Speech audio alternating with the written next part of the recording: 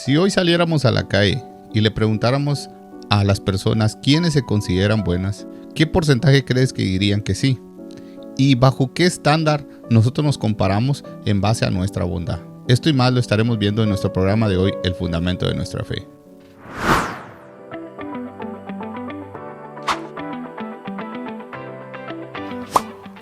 Hola y bienvenidos, amados hermanos y amigos que nos visualizan a través de su canal, El Fundamento de Nuestra Fe.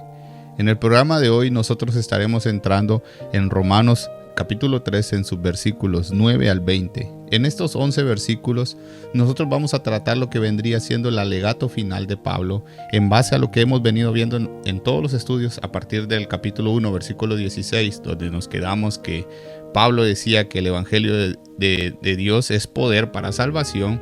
Ahora nosotros tuvimos a partir de ese estudio, hemos tenido todos estos estudios en base de una argumentación que hace Pablo en contra de los gentiles, en contra de los judíos. Y ahora nosotros vamos a ver que Pablo resume todos estos argumentos en un solo capítulo, en el cual nosotros veremos que no hay justo ni aún uno. Así que yo les invito a que leamos la palabra de Dios. La palabra de Dios la leemos honrando al Padre, Hijo y Espíritu Santo.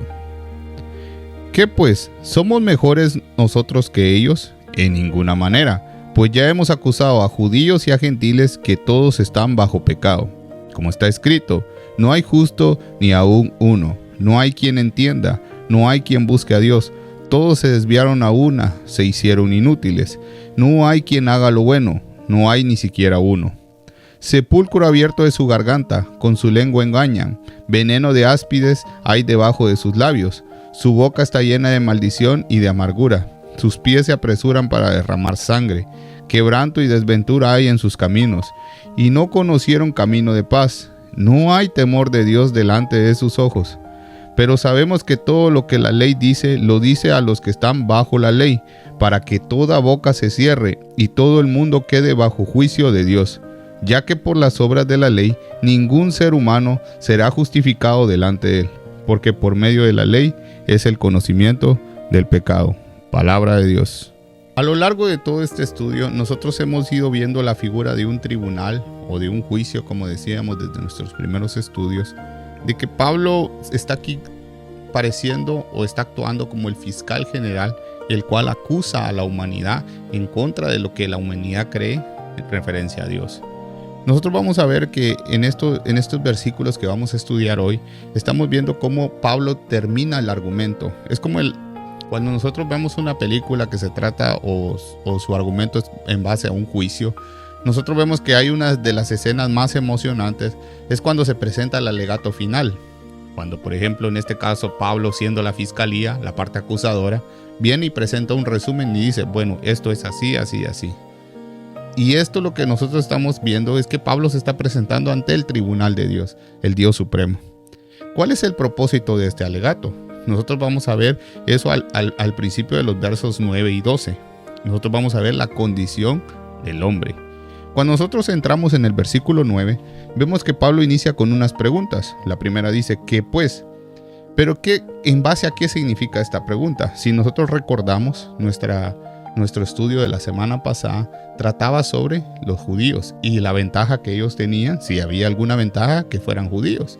Y vemos que Pablo empezó a desarrollar todo lo que decía la circuncisión, de que sí tenían unas ventajas, por ejemplo, a ellos vino primeramente la ley, pero a la hora de entrar en este versículo 9, Pablo dice, ¿qué pues? Entonces, ¿somos nosotros mejores que ellos? ¿A quién se refiere Pablo? Es interesante notar que Pablo en la pregunta se está incluyendo él mismo, ya que nosotros sabemos que Pablo tenía un trasfondo judío, un perseguidor de la iglesia, un férreo perseguidor de la iglesia. Él era un fariseo, como él mismo lo relata, era un fariseo de fariseos. Vemos que Pablo entonces dice, ¿somos mejores nosotros que ellos? ¿A quién se refería? A los gentiles. ¿Somos los judíos mejores que los gentiles? ¿Y cómo responde el mismo Pablo? En ninguna manera, pues ya hemos acusado a judíos y a gentiles que todos están bajo pecado. Y es interesante que, aparte de que Pablo hace un argumento universal, recordemos que, y para no ser repetitivo, en el tiempo y en el contexto donde está escrita esta carta, Pablo hablaba en este lenguaje universal porque los judíos solo entendían que habían dos tipos de personas en el mundo. O eras judío o eras gentil. Ellos no conocían como nosotros ahora conocemos, hay un español, un estadounidense, un brasileño, no. Ellos conocían judío y gentil. Estaba el pueblo de Dios y todo lo demás. Entonces, en este contexto, Pablo dice, ¿somos mejores nosotros que ellos? No, Pablo dice, ya hemos acusado tanto a judíos como a gentiles, como lo hemos venido viendo nosotros en nuestros estudios, y que todos están bajo pecado. Y yo quiero resaltar esta parte de aquí porque en el original, la idea que da Pablo no es que tú cometes pecado. Aquí Pablo no está diciendo nosotros somos seres humanos que a veces cometemos pecados. No, Pablo está diciendo que tú y yo estábamos bajo el yugo del pecado. Nosotros éramos esclavos del pecado y necesitábamos a alguien que nos liberara de él. Entonces nosotros aquí empezamos a ver la condición. La condición es, tenemos primero que hay una distinción de privilegio. No, ni judío ni gentil, ninguno de los dos tiene un privilegio. Y que estamos bajo el poder del pecado. ¿Pero qué significa estar bajo pecado? Significa que tú tienes un yugo muy grande encima de ti. El ser humano, cuando está lejos de Dios, cree que está haciendo su voluntad. No sé si a mí me pasaba antes. Cuando a mí me predicaban de Cristo, una de las cosas que yo me ponía a pensar era que yo no quería dejar de hacer lo que yo estaba haciendo, porque según yo estaba haciendo lo que yo quería. Pero lo interesante de esto es que cuando tú estás haciendo lo que tú quieres y que va en contra de la voluntad de Dios, tú estás haciendo todo lo contrario a ser libre. Lo que tú estás haciendo es estar bajo el yugo del pecado, porque el pecado es alguien que es una figura que te presiona, que te lleva a creer que tú estás haciendo tu voluntad cuando en realidad estás haciendo algo para lo cual no fuiste creado. Entonces eso es estar bajo yugo de pecado. Y además de esto, en el versículo 10 nosotros vimos que Pablo se refiere a las mismas escrituras y hay una triple acusación que hace Pablo aquí. Dice en el versículo 10, como está escrito, no hay justo ni aún uno. Yo quiero detenerme rápidamente aquí. No hay justo ni aún uno. Es aquí cuando nosotros nos podemos quedar sin argumento. No hay ninguna persona justa en el mundo. Nadie. Desde el principio de la historia hasta el final de la historia no va a haber quien pueda ser justo por sí mismo. No existe nadie. Y nosotros sabemos que solo existió alguien y ese es nuestro Señor Jesucristo. Pero no hay nadie más. Vemos la segunda acusación. Dice que no hay quien entienda. Hay una falta. Primero hay una falta de rectitud porque no hay ninguno justo. Y ahora hay una falta de sabiduría. No hay quien entienda. No hay quien entienda los designios de Dios. No hay quien entienda la voluntad de Dios. Y la tercera acusación dice, todo se desvía. No hay quien busque a Dios, perdón. No hay quien busque a Dios. Hay una falta de deseo voluntario de seguir a Dios. Entonces vemos que hay tres acusaciones en donde Pablo está dejando sin argumentos tanto a judíos como gentiles. Y ya para continuar, en el versículo 12, nosotros vemos que dice la palabra de Dios que todos se desviaron, a una se hicieron inútiles, no hay quien haga lo bueno, no hay ni siquiera uno. Y nosotros vemos que en esta frase que Pablo mete en el versículo 12, Pablo nos da la idea central de este alegato final que él está teniendo. No hay quien haga lo bueno, no hay ni siquiera uno. Al escuchar detenidamente esto, yo creo que más de alguno de los que está viendo este video, incluso a mí me presentó esta duda. ¿Es de verdad que no existe ninguna persona buena en el mundo? ¿Nosotros no nos podemos considerar unas personas buenas? ¿Ves que en el principio del video habíamos iniciado con una pregunta? ¿Qué pensarías tú que te diría si sales a la calle y le empiezas a preguntar a muchas personas si se consideran buenas? ¿Cuál crees que sería su respuesta? Yo creo que un 90% me dirían que sí, son buenas. Porque nosotros tenemos un estándar con el cual nosotros nos comparamos. Yo estoy casi seguro que las personas que están viendo este video, o yo, pues nosotros somos mejores que Hitler, si nos comparamos con él. Hitler, una persona que por mandato de él asesinaron a muchas personas.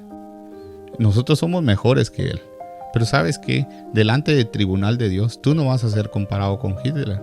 Tú vas a ser comparado con el estándar de la gloria y de la santidad de Dios.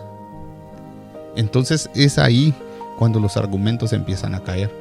¿Es de verdad que no existe nadie bueno? No, la Biblia dice que no hay nadie que pueda hacer lo bueno. No hay ni siquiera uno. No existe nadie que por hacer buenas obras se vaya a salvar, porque se comparan delante del estándar de la gloria de Dios. Y más adelante vamos a entender esto. Para entrar en el versículo 13, nosotros vamos a entrar en nuestro segundo encabezado, que sería, ¿cómo se manifiesta entonces el pecado? Nosotros vemos que en el versículo 13 dice, sepulcro abierto es su garganta, con su lengua engaña. Nosotros vemos que la corrupción del pecado se ve también en lo que habla. Se dice en muchos de los teólogos y grandes pensadores de la palabra de Dios, dice que se conoce mucho de un hombre cuando lo escuchas hablar. Lo que sale de tu boca muchas veces dice lo que está dentro de tu corazón. De la abundancia de la boca, de la abundancia del corazón, habla la boca. Nosotros tenemos que tener cuidado con la forma como nos expresamos, porque eso dice mucho de lo que nosotros somos por dentro. Entonces dice aquí que esto era que esa lengua engaña, era un sepulcro abierto. La palabra de Dios aquí está diciendo que esa boca era como un sepulcro, como una tumba, donde hay algo muerto. Y en el mismo versículo 13 dice, veneno de áspides hay debajo de sus labios. Hay veneno debajo de sus labios. Para mentir, para el chisme. Esa es parte de la corrupción del pecado. También tenemos la corrupción en acción. En el versículo 14 dice, su boca está llena de maldición y amargura, siguiendo con lo de hablar. Pero en el versículo 15 dice, sus pies se apresuran para derramar sangre. Hay corrupción en acción. El ser humano se apresura para derramar sangre. ¿Tú no has visto la cantidad de violencia que hay en este mundo? Y cómo a veces la gente todavía quiere culpar a Dios por esa violencia, cuando el ser humano es violento de por sí. De hecho, muchos de nosotros que estamos viniendo hacia los pies de Cristo, tal vez tenemos un trasfondo así. O tú nunca te has enojado con alguien y has reaccionado violentamente, demostrando la verdadera naturaleza que está en ti. Y vemos también que hay aparte de la corrupción en acción, nosotros vemos que en el 16 dice, quebranto y desventura hay en sus caminos, y no conocieron camino de paz. Y ¿sabes qué? Todo esto que estamos viendo aquí, esa violencia que se demuestra al hablar, esa violencia que se demuestra a la acción, tiene una raíz. ¿Y sabes cuál es la raíz? Está en el versículo 18. No hay temor de Dios delante de sus ojos. Esa es la raíz del pecado, la falta de temor a Dios. Dice en Proverbios que el principio de la sabiduría es el temor a Dios. Pero no un temor como que yo le tengo miedo al castigo de Dios. Porque ¿sabes qué? Dice que aún los demonios creen y tiemblan delante de Él. Ahí no demuestras tú que tú crees en un verdadero Dios o que tú eres un hijo de Dios. Con que tú digas, no, yo sí le tengo respeto a Dios, creo que existe. No, ese temor es un temor santo. Es cuando tú ves la magnitud del perdón de Dios hacia tu vida, eso te hace tener temor. Hay un salmo que dice que cuando nosotros llegamos a conocer el perdón de Dios, a nosotros no nos da temor. Y nosotros podríamos decir, no, pero creo que si nosotros conociéramos el castigo de Dios, entonces tendríamos temor. Así debería decir el salmo, pero no dice así. Dice que cuando tú ves el temor, el perdón de Dios, tú empiezas a tener temor. Porque tienes temor de ver a un Dios tan misericordioso que perdona tanta iniquidad en este mundo. Y nosotros, para continuar en el otro encabezado, nosotros vamos a entrar ya en lo que es el veredicto final. Y ya para continuar en el último punto, como te decía, vamos a entrar en el veredicto final. Estos serían los versículos 19 y 20.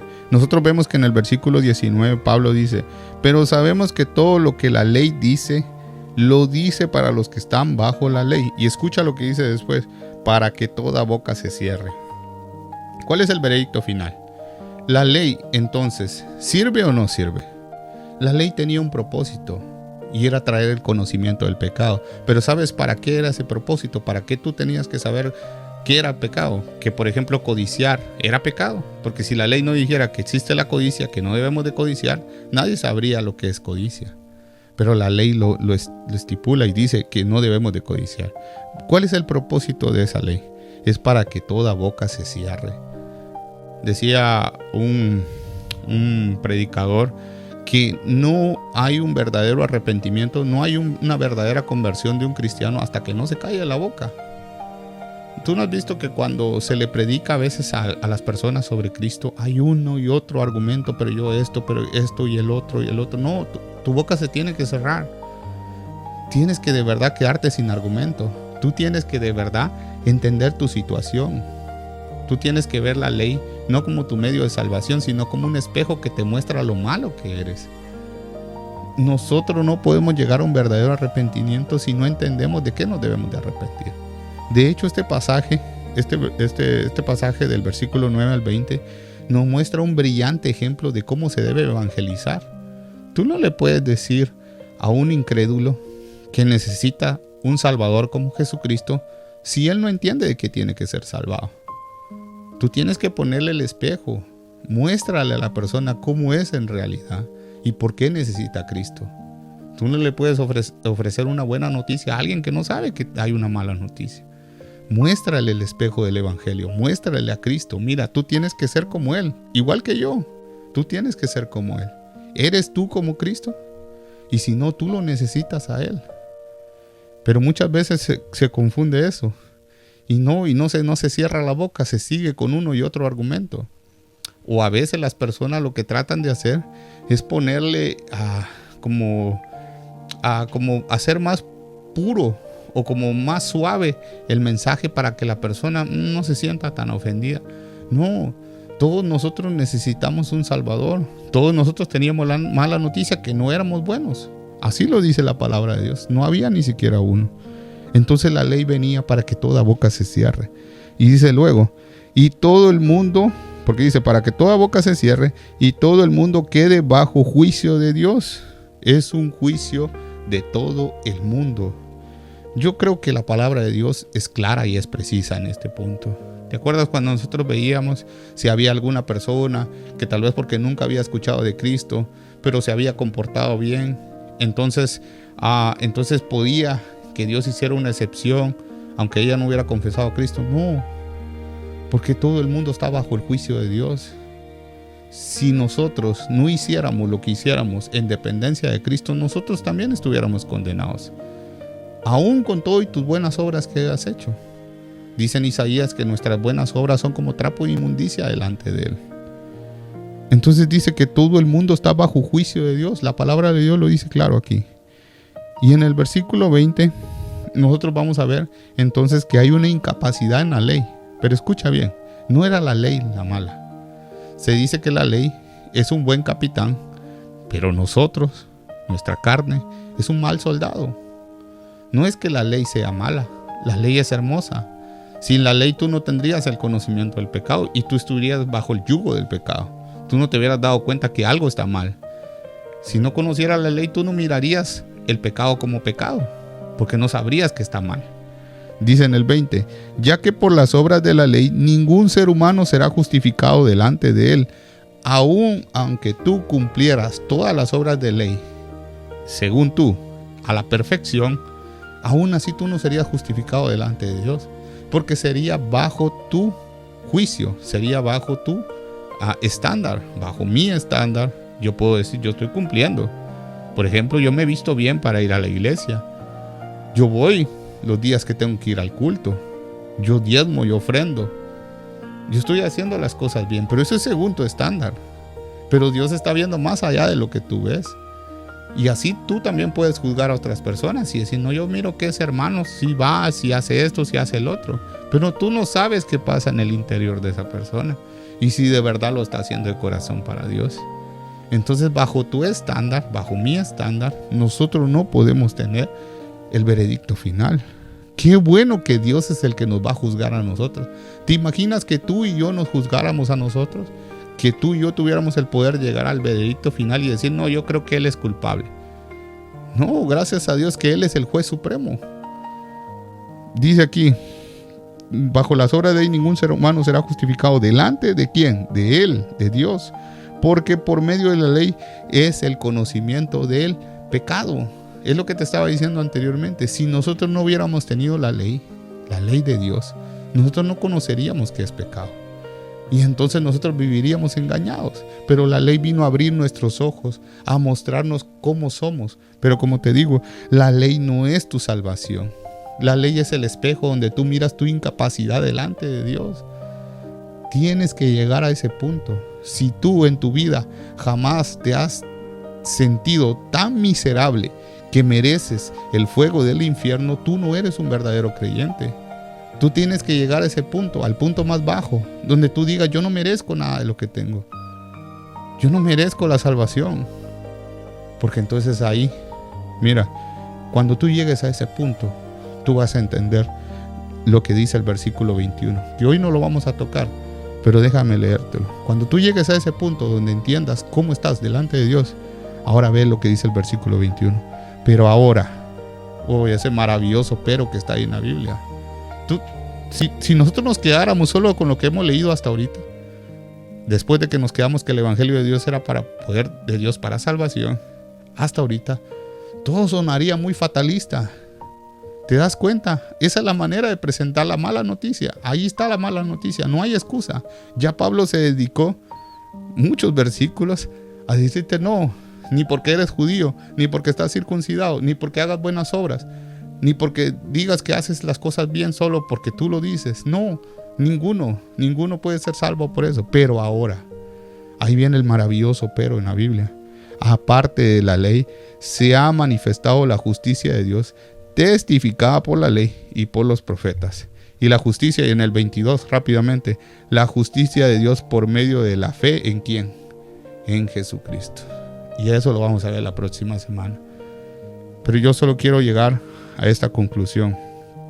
Como cristianos, como creyentes, si tú has confesado que tu Señor y Salvador es Jesucristo, tú tienes de verdad estar consciente de la obra que Él hizo en ti. A eso es lo que se refiere Pablo aquí. Ya no hay excusa. Cierra tu boca. Acepta el evangelio de Jesucristo. Acepta a Jesucristo como tu Señor y tu Salvador. Tú ya no estás bajo la ley. Tú ya no estás bajo el pecado. Tú ya no eres esclavo del pecado. Tú eres siervo de Jesucristo. Tú estás bajo Jesucristo. Estás entregado a Él. Pero porque eso es lo que es mejor para ti. Dios se glorifica no porque Él sea un Dios soberbio, sino cuando Él se glorifica te hace el bien a ti y a mí. ¿Tú te has dado cuenta de eso? Aún Dios saca el sol sobre buenos y malos. Él se glorifica aún en eso. Pero porque es misericordioso, no porque Él es un Dios soberbio. Él se glorifica bendiciendo tu vida, dándote esa oferta de salvación. ¡Oh, cuán maravillosa es esa oferta! Tú y yo no la merecíamos. Tú y yo estábamos condenados. Pero Él, por amor de aquellos que había escogido desde antes de la fundación del mundo, entregó a su Hijo, ¿no?, para que muriera y para que todo aquel que en Él cree no se pierda, mas tenga vida eterna. Así que si estás sin Cristo, tú tienes la buena noticia de la fe. Sí, tú estás en este lado, así como dice ahí, un impío, una persona que no merece nada delante de Dios. Y si hasta ahora has tenido muchas bendiciones y tú dices, no, pero mi vida me va bien. Yo tengo esposa, tengo hijos. Yo no he aceptado nunca a Jesús, pero tengo todo en la vida. Tú no te estás dando cuenta que esas bendiciones Dios te las ha dado para conducirte a Él. Y para cuando estés allá, delante del juicio, frente a Él, tú no vas a tener excusa. Porque no hay nadie bueno, no hay nadie justo. No hay ni siquiera uno, dice la palabra de Dios.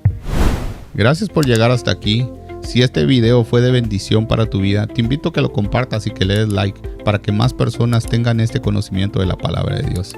Además, te invito a que no te pierdas los demás videos que ya hemos hecho sobre este estudio de la carta de Romanos, ya que con este nosotros ya vamos avanzando más del capítulo 3. Así que te invito a que lo veas para que vayas al día con este estudio. Y pues nada, yo soy Luis, este es tu canal El Fundamento de Nuestra Fe y nos vemos en la próxima.